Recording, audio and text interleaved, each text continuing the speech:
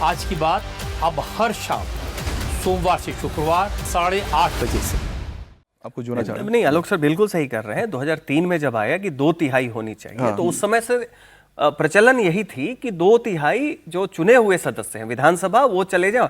लेकिन वही 2023 में सुप्रीम कोर्ट ने ये कह दिया कि साहब देखिए, संगठन और संसदीय सदस्य और विधायी सदस्य ये अलग अलग देखिए, तो उसको लेके थोड़ी इनकी गुंजाइश है। लेकिन सवाल है कि अब पछताए क्या फायदा जब चिड़िया चुग गई खेत। नहीं, अब तो और पछताना पड़ेगा टीएमसी को, क्योंकि अब जैसे जैसे इनके सांसद और विधायक छोड़ के जा रहे हैं दीदी को, अब लगता है कि जो उनका बैंक खाता है वो भी उनके हाथ से जाने वाला है। क्योंकि बागी विधायकों की शिकायत और पूर्व मंत्री अरूप विश्वास की पहल के बाद एचडीएफसी बैंक ने तृणमूल कांग्रेस के 3 बैंक खातों को फ्रीज कर दिया है। बताया जा रहा है कि इन खातों में करीब 440 करोड़ रुपए जमा है। बागी विधायकों ने अपनी शिकायत में आरोप लगाया है कि ये रकम कट मनी और भ्रष्टाचार से जमा की गई हो सकती है। यानी कि पहले तो 80 में से 65 विधायक बागी हो गए, फिर 28 में से 20 सांसद बागी हो गए और अब टीएमसी के 3 बैंक खाते फ्रीज हो गए हैं, जिसके वजह से ना तो पैसे निकाल पाएंगे और ना ही कोई आगे काम कर पाएंगे।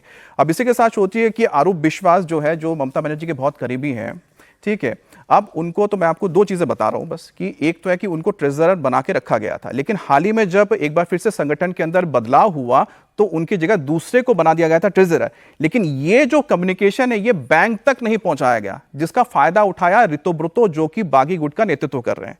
और उन्होंने आरूप विश्वास से बात की और उनको कहा कि आप एक चिट्ठी डालिए और बैंक को लिख दीजिए कि सारे खाते फ्रीज कर लिया जाए। सज्जन जी, अब ये फ्रीज जो कर दिया है, डी फ्रीज तो हो नहीं सकता, क्योंकि अब तो इसमें पुलिस का भी दखल आ चुका है। लेकिन क्या पुलिस दखल दे सकती है?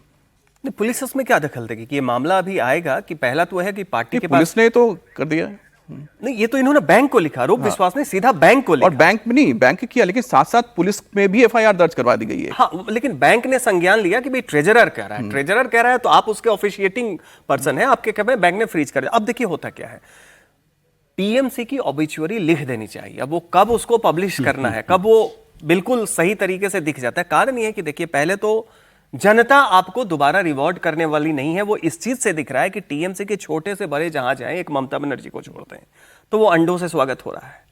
ये बहुत ही अपने आप में दिखा रहा है कि आपके प्रति लोगों के मन में डिस्गस्ट है। दूसरा, आपके जो चुने हुए लोग हैं, किसी भी कारण से हो, डर से, भय से, प्रोटेक्शन से, डिस्गस्ट से, वो दूसरी पार्टी में जा रहे हैं।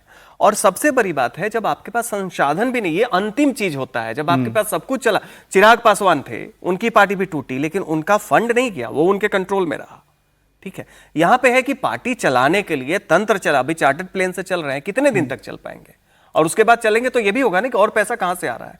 तो ये सब दिखा रहा है कि धीरे धीरे चलते। ब्रेक लेने से पहले आपको बता देते हैं कि जो इनके खाते में बताया जा रहा पैसा है 2024-25 के हिसाब से 681 करोड़ है, लेकिन हाल ही में बताया जा रहा है इलेक्शन के बाद उसमें थोड़ी सी कमी आई है, 400 के करीब अब बचे हुए हैं। लेकिन टोटल जो एसेट है टीएमसी का वो करीब 1000 करोड़ रुपए का है। और आपको बता दें, बीजेपी के बाद अगर किसी को सबसे ज्यादा चंदा मिला है इलेक्टोरल के जरिए, बॉन्ड्स के जरिए या दूसरे जरिए, तो वो टीएमसी थी। तो उनके पास अच्छा खासा फंड जरूर है।